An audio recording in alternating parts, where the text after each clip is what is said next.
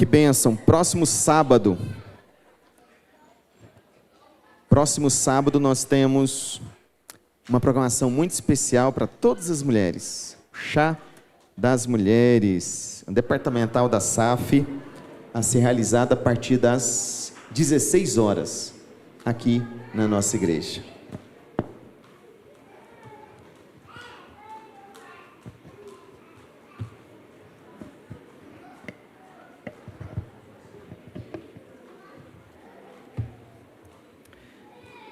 Nós ficamos muito felizes com a presença de todos os que nos visitam nessa noite. Que alegria podermos estar juntos, ouvindo a palavra, louvando ao Senhor, porque o nosso Deus é um Deus de amor, um Deus de misericórdia, e nós precisamos, irmãos, cada dia mais nos submeter à vontade dEle, tudo aquilo que Ele tem para nós. Por isso eu gostaria de convidá-los a abrirem suas Bíblias no livro de Atos dos Apóstolos, no capítulo 2, Atos dos Apóstolos, capítulo de número 2.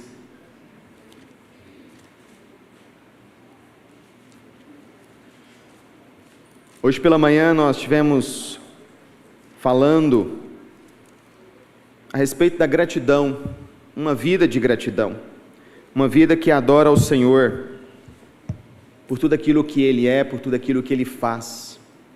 E nessa noite, nós queremos caminhar nessa mesma temática, mais sobre a nova vida em Cristo.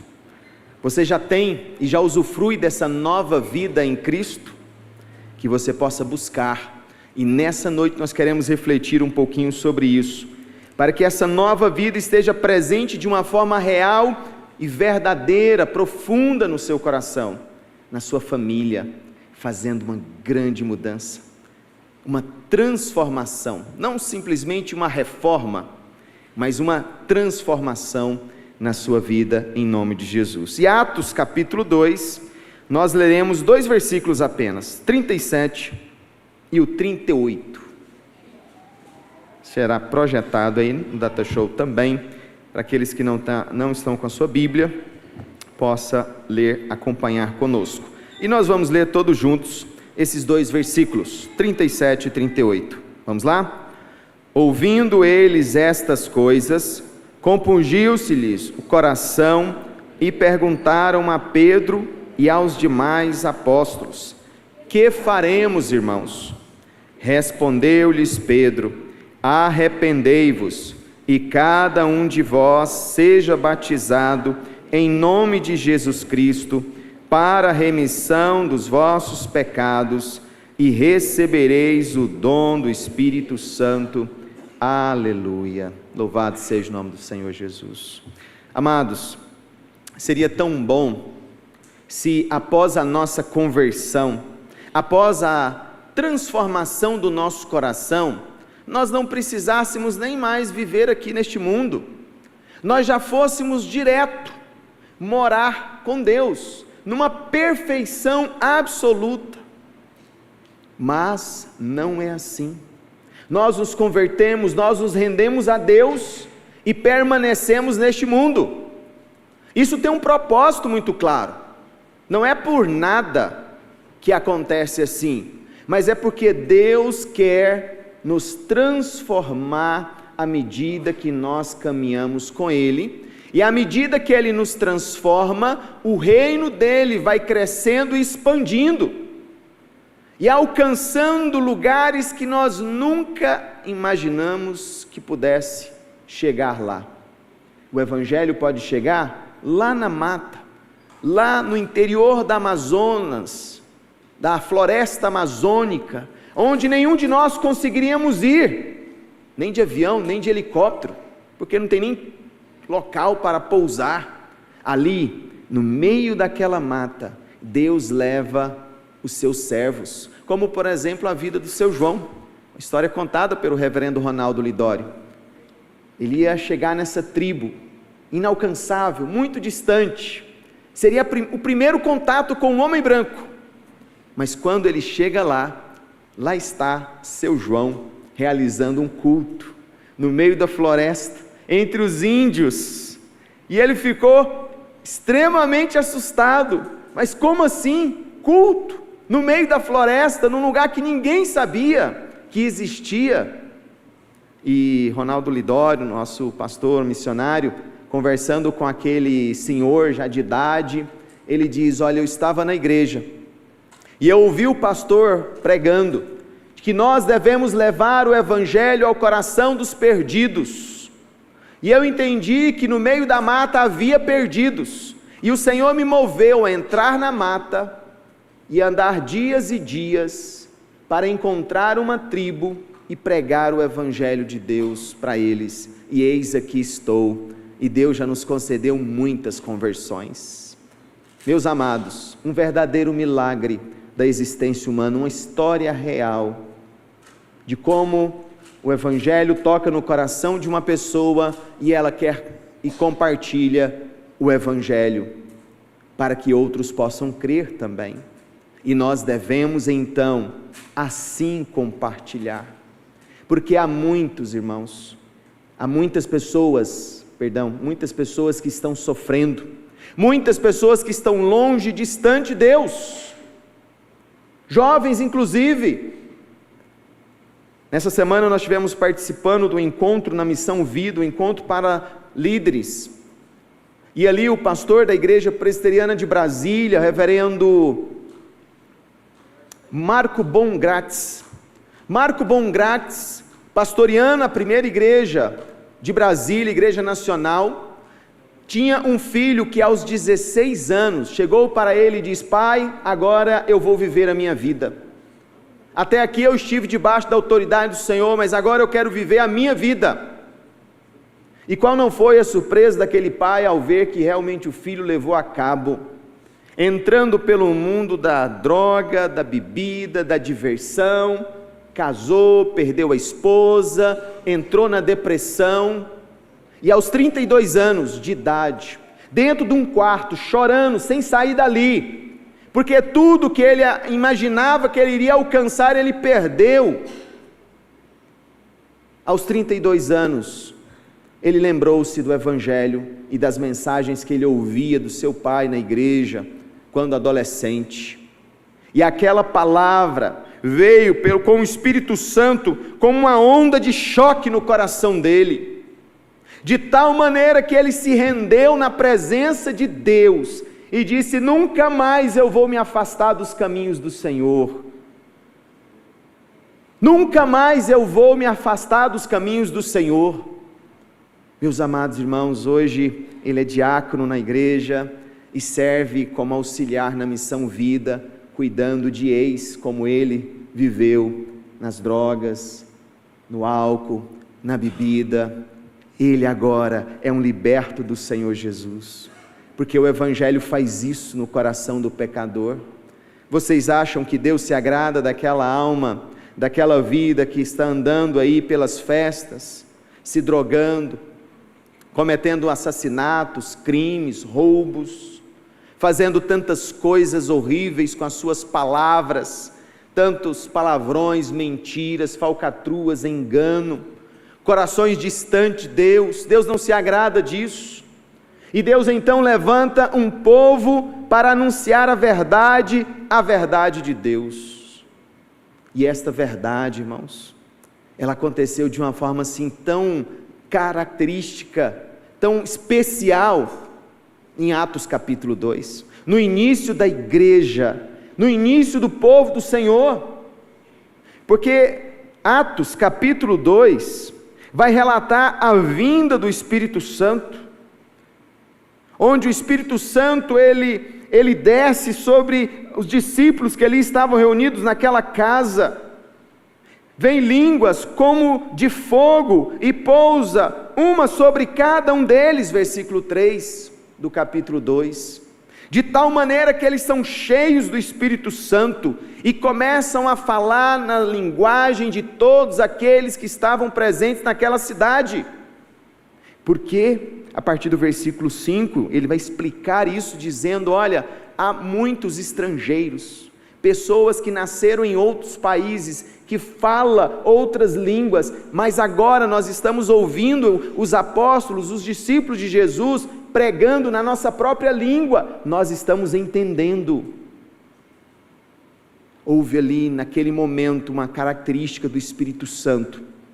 Ele veio para todos os povos. Ele veio para anunciar a mensagem de Jesus para todos os povos, em todos os lugares. E quando aflui aquele povo todo para a frente daquela casa, vendo aquele ato tão estrondoso e diferente, Pedro, versículo 14, toma a palavra e ele começa a dizer: varões judeus e todos os habitantes de Jerusalém, versículo 14. Ele chama a atenção para algo, para uma mensagem, a mensagem do Evangelho, que ele vai introduzi-lo aqui a partir do versículo 22, você pode observar na sua Bíblia. Ele continua dizendo: varões israelitas, atendei a estas palavras. Jesus o Nazareno, varão aprovado por Deus diante de vós com milagres, prodígios e sinais, os quais o próprio Deus realizou por intermédio dele entre vós, como vós mesmos sabeis, sendo este entregue pelo determinado desígnio e presciência de Deus, vós o matastes, crucificando por mãos de iníquos, ao qual, porém, Deus ressuscitou, rompendo-lhe os grilhões da morte, porquanto não era possível fosse ele retido por ela. Meus amados irmãos, ele anuncia dizendo: vocês erraram, vocês pecaram contra o Santo, contra o Salvador, contra Cristo Senhor. Porque na mensagem do Evangelho a pessoa precisa entender quem ela é diante de Deus, e não é um santinho não, é um pecador contumaz, um pecador voltado para si mesmo, para os seus próprios desejos. Então, o apóstolo Pedro está acusando eles de um pecado que eles ali naquela época haviam cometido: mataram o Filho de Deus. Pedro, aquele mesmo que havia negado a Jesus por medo, agora ele não tem medo, porque ele está repleto do Espírito Santo, e ele fala a verdade que precisa ser dita, e a verdade é: nós somos pecadores. Sim, nós pecamos. Ah, pastor, mas eu não fico fazendo aí o que algumas pessoas estão fazendo. Mas certamente, você já pensou alguma coisa errada? Você falou já alguma coisa inapropriada? Ou você cometeu um ato que desagradava a Deus, então você pecou, e Tiago vai dizer que se você cometeu uma falha, você quebrou todos os mandamentos, e você é passível de morte.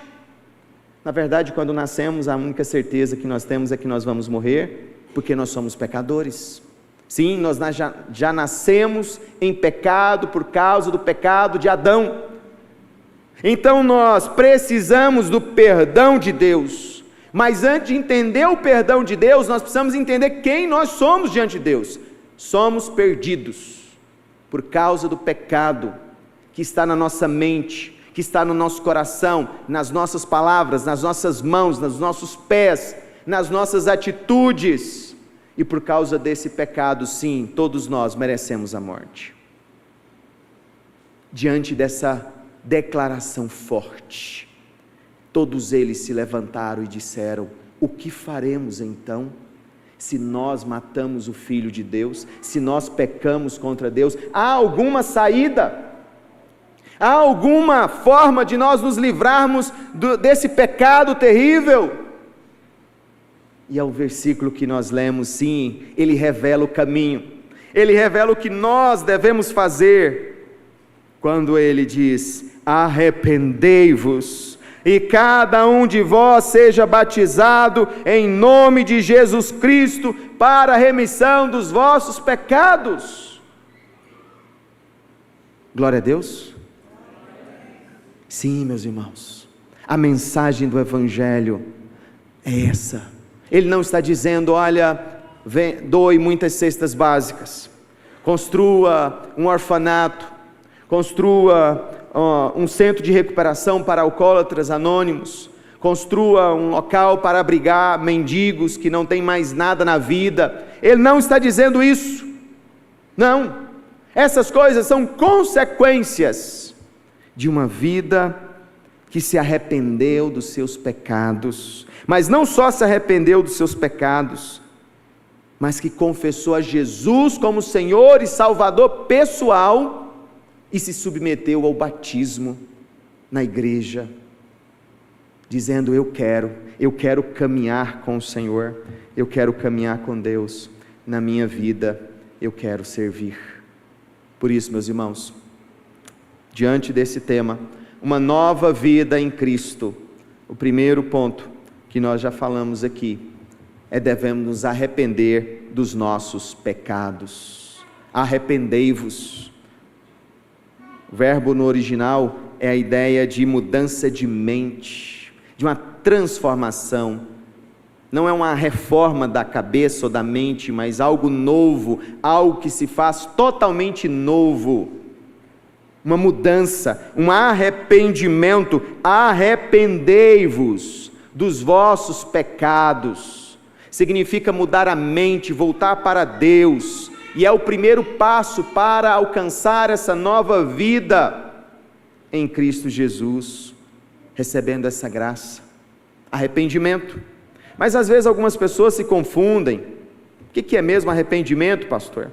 Bem, mas o que não é arrependimento? A gente precisa pensar nisso.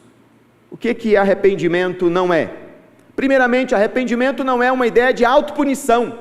Eu vou me punir, me castigar por conta do meu pecado. Eu reconheço. Não faça como Judas. Judas se arrependeu, entre aspas, e quis se autopunir, cometendo um suicídio. Então não foi um arrependimento, foi um remorso. Arrependimento não é uma autopunição. Arrependimento também não é para impressionar os outros, como o fariseu que orava de si para si mesmo, dizendo: ó Deus, obrigado, porque eu não sou ladrão como este homem aqui, eu faço assim, eu faço assado. Arrependimento não é para se parecer melhor na fita, ou ficar mais bonitinho para a família, ou para os amigos, não é para impressionar os outros. Arrependimento também não é colocar um fim na vergonha do pecado, como Saul tentou justificar o seu pecado de desobediência a Deus, dizendo: olha, não, faz aí uma intercessão por mim, porque o povo vai me julgar, eu sou rei de Israel, eu não posso parecer mal na fita. Arrependimento não é colocar um fim na vergonha do pecado, como se dissesse: nossa, eu cometi tantos pecados, eu vou dar um fim nisso. Não é sobre isso, meus irmãos. Mas o que é de fato esse arrependimento? Arrependimento, ali em 2 Coríntios 7,10, é uma tristeza, irmãos, uma tristeza que vem de Deus. A tristeza, segundo Deus, produz arrependimento para a salvação, diz Paulo, em 2 Coríntios capítulo 7, versículo 10. A tristeza é olhar para si e se entristecer profundamente com quem você é, e dizer: como eu pude cometer tamanhas desatino contra Deus, tamanha ofensa contra Deus. É uma tristeza que leva a uma transformação, não a um desespero, mas a uma transformação interna do coração. Como Pedro, após negar a Cristo pela terceira vez, diante das pessoas, ele ouviu o canto do galo, e diz o texto que ele saiu e chorou amargamente. Esse chorar amargamente é dizer: por que eu cometi tamanho desatino contra o meu Senhor? Aquele que eu disse que eu iria para a morte com ele, e agora eu estou cometendo essas falhas. Arrependimento, meus queridos, além de ser uma tristeza que vem de Deus, é também uma tristeza piedosa. Sim, é ter vergonha do seu pecado, ou ter vergonha de ter desonrado o nome de Deus. É reconhecer que o seu pecado, por menor que seja, um detalhezinho de nada. Ele ofende a santidade de Deus, porque Deus é santo, santo, santo, 3 vezes santo, Isaías capítulo 6 vai dizer. Então nós não podemos nos aproximar diante dele em pecado. O arrependimento é uma tristeza piedosa que diz: meu Deus, como eu pude fazer tais coisas? E reconhecer e ter uma disposição de ser confrontado por Deus. O arrependimento envolve isso. Eu me submeto a Deus e eu estou disposto a ser confrontado. É por isso que muitos questionam Adão e Eva, porque quando eles cometeram pecado, um ficou colocando a culpa no outro. Não quis ser confrontado por Deus quando chegou lá e diz: Eva, o que você fez? Adão, o que você fez? Cada um foi jogando a culpa no outro. Mas o verdadeiro arrependimento é chamar a responsabilidade para si e dizer: eu pequei. Como Davi fez, quando o profeta Natã apontou o dedo para ele e diz: você cometeu esse erro, você cometeu esse desatino em Israel. E ao invés dele colocar o profeta na prisão e mandar matá-lo, ele disse: eu pequei. E ele se submeteu à disciplina de Deus, porque o arrependimento, além de ser uma disposição de ser confrontado por Deus, também é uma disposição para ser como Cristo. Eu quero ser como Cristo, é um compromisso de mudar, buscando uma santidade de vida, uma renovação interior do seu ser interior, dizendo: eu não quero mais ser como eu estava sendo, eu quero ser novo, uma nova criatura, eu quero Cristo na minha vida. Sim, Cristo em nós é tudo aquilo que nós precisamos. Portanto eu digo: examine o seu coração, examine o seu coração, e faça aquela oração de Davi, Salmo 51, versículo 10, cria em mim, ó Deus, um coração puro. Cria em mim, ó Deus, um coração puro. É uma transformação que vem de Deus. Sabe de uma coisa? Você mesmo, eu mesmo, nós que aqui estamos, não podemos gerar transformação por nós mesmos, se não vier do alto, de Deus. O que deve nos levar a clamar e pedir: Senhor, me dá o que eu preciso.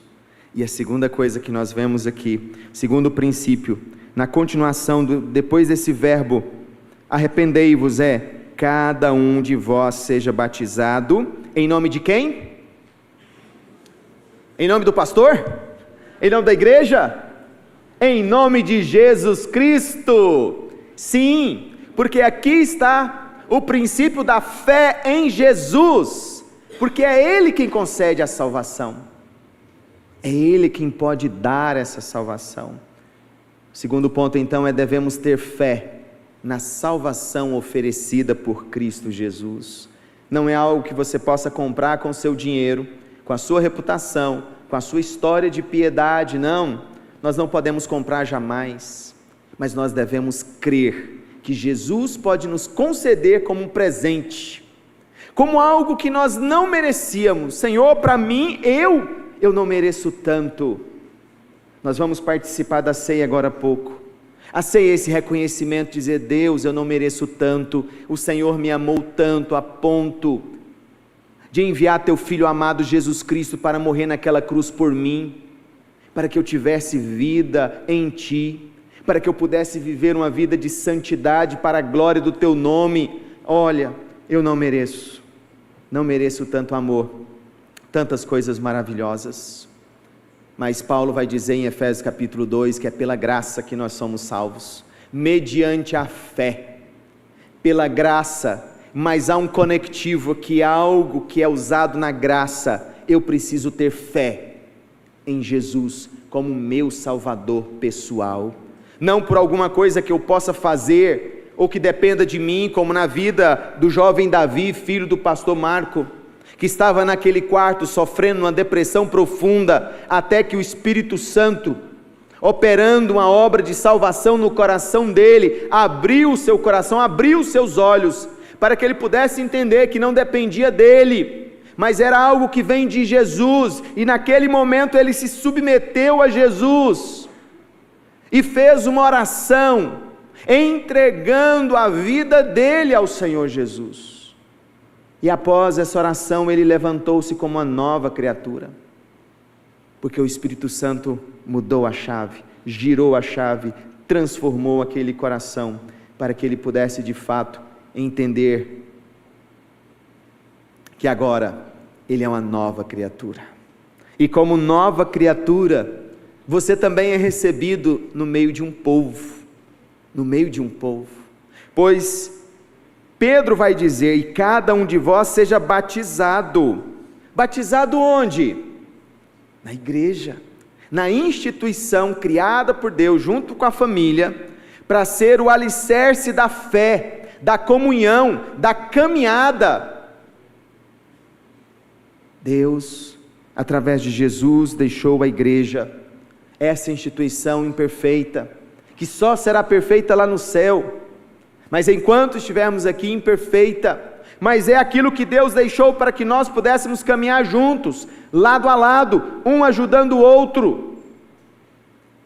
Sim, meus irmãos, nós devemos sermos batizados, em nome do Pai, em nome do Filho e em nome do Espírito Santo, para então termos a oportunidade de participarmos da ceia do Senhor, como uma declaração clara, de que vivemos para o nosso Deus Todo-Poderoso, até o último dia da nossa vida, você é nosso convidado, a estar colocando a sua vida na presença do Senhor neste momento. Você reconhece isso? Você entende da sua necessidade, caso você ainda não tenha feito esta oração de entrega? Quem sabe, hoje é o momento. Quem sabe, agora, aonde você está sentado aqui, neste lugar, no templo da igreja, você irá orar e dizer: Senhor, eu creio que Jesus Cristo é o meu Salvador pessoal, eu me arrependo dos meus pecados, peço perdão por eles, e eu quero receber a tua salvação, na minha vida é você e Deus, não adianta você agora neste momento falar para o outro, não, é você e Deus, você que precisa fazer isso, você que precisa fazer essa entrega. Eu quero te desafiar, feche os olhos neste momento, vamos fazer esta oração, sim, vamos clamar pelo Santo Espírito, o mesmo que fez aquela transformação tão grandiosa naquela época. Houve, irmãos, cerca de 3.000 convertidos, nos vários anos, cerca de 3 anos que Jesus passou sobre a terra, 120 pessoas se renderam, mas naquele dia, ouvindo aquelas palavras, sob o poder do Espírito Santo, esse número saiu em uma tarde para 3.000 pessoas, porque é o Espírito Santo que faz a obra, e Ele faz a obra aqui, hoje, agora, no meu e no seu coração, para que nós possamos ter esse encontro verdadeiro com Jesus. Negue a si mesmo, tome a cruz de Cristo e siga. Eu sei que você vai ter que fazer uma decisão firme de abandonar o pecado, abandonar os desejos da carne, abandonar aquilo que você tanto ama, mas agora você vai ter algo que você vai amar muito mais, é Jesus Cristo na sua vida, para a honra e para a glória do Senhor Jesus. Santo Deus, eterno Pai, Senhor, eu não sei, mas eu sei que o Senhor conhece cada um daqueles, que o Senhor está operando nos seus corações neste momento, um desejo intenso, real e verdadeiro, para que eles possam fazer uma oração sincera, uma oração de entrega, uma oração de submissão à vontade do Senhor.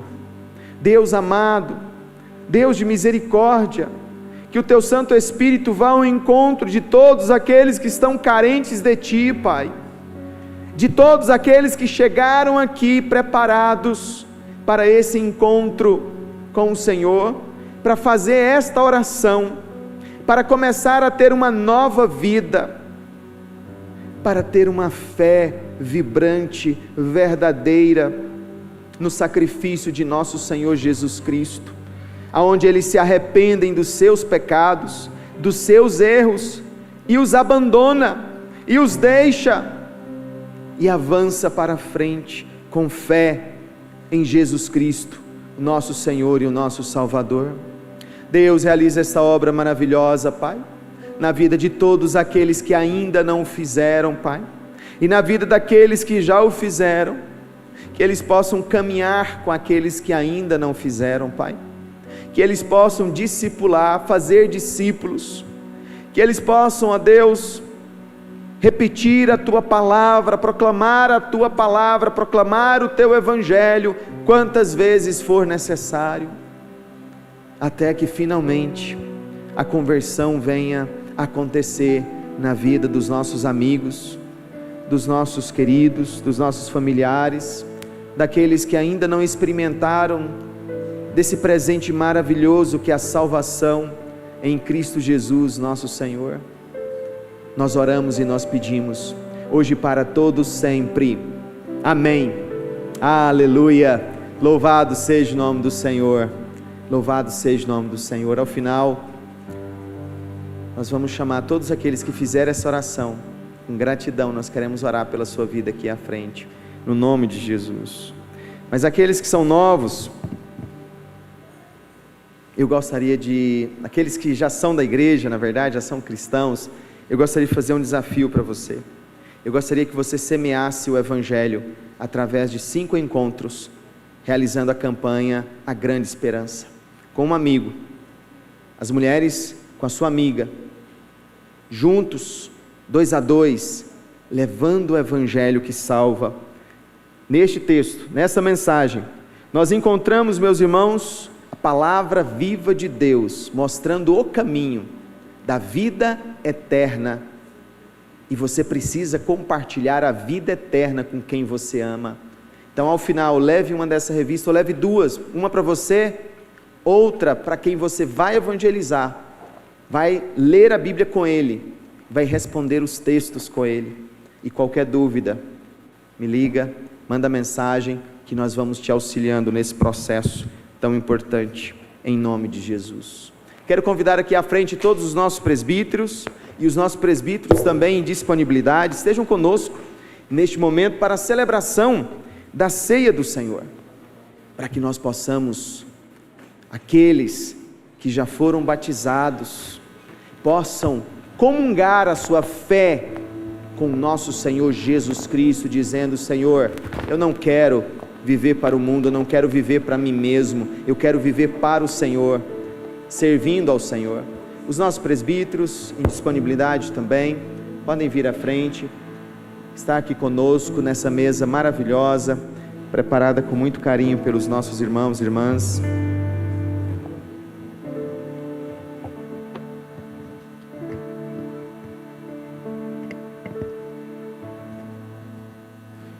E a igreja aqui presente, eu quero convidá-los a abrirem suas Bíblias no livro de João, Evangelho de João no capítulo 6, Evangelho de João no capítulo 6,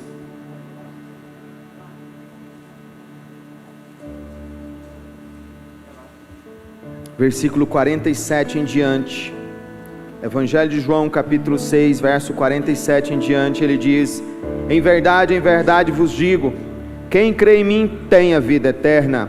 Eu sou o pão da vida. Vossos pais comeram maná no deserto e morreram. Este é o pão que desce do céu, para que todo o que dele comer não morra. Eu sou o pão vivo que desceu do céu. Se alguém dele comer, viverá eternamente, e o pão que eu darei pela vida do mundo é a minha carne. Disputavam os judeus entre si, dizendo: como pode este dar-nos a comer a sua própria carne?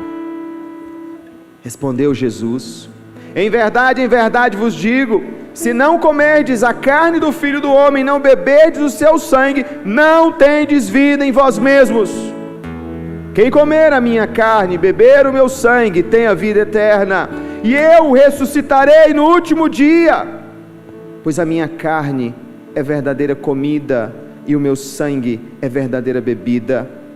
Quem comer a minha carne e beber o meu sangue permanece em mim e eu nele.